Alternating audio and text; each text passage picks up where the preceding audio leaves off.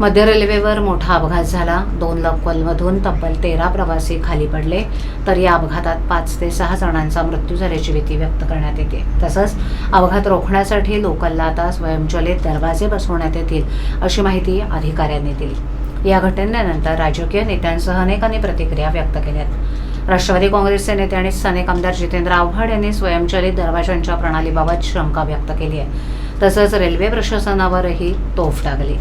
आव्हाड म्हणाले की आम्ही 1000 वेळा मागणी केली आहे की दिवा टर्मिनेटिंग लोकल सेवा सुरू करावी. एवढी लोकसंख्या वाढल्यानंतर रेल्वेच्या सेवा वाढल्या का, तर त्याचं उत्तर नाही आहे.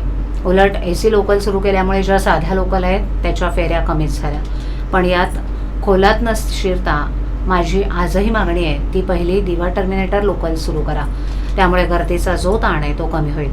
कल्याण डोंबिवलीच्या नागरिकांचीही सोय होईल. दिवा, कळवा आणि मुंब्रा या नागरिकांची सोय होईल, कारण ठाणे डोंबिवली टर्मिनेटर आहे.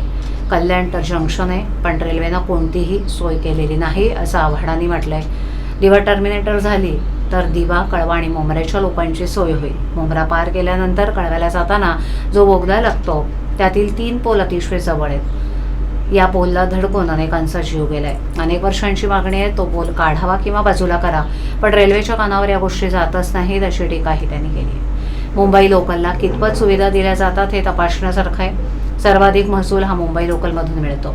AC लोकल वाढवल्यामुळे सध्या साध्या लोकल कमी झाल्या आहेत. AC लोकलचा खिशाला परवडणारा प्रवास नाही आहे. ज्याच्या खिशाला परवडत नाही त्याचं काय, आणि ज्याला परवडत नाही अशांची संख्या मुंबईत अधिक आहे. ट्रेनमध्ये लटकणाऱ्या लोकांची संख्या जेव्हा कमी होईल तेव्हा हे खरं रेल्वेचं यश आहे, असंही त्यांनी नमूद केलंय.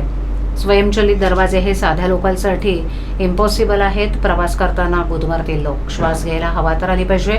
उगाच काहीतरी एक अपघात झाल्यानंतर विनोदी भाष्य करतात. दरवाजे कसे बंद होणार, दरवाजे बंद झाल्यावर श्वास कसा घेणार आतला माणूस, अशी शंका त्यांनी उपस्थित केली.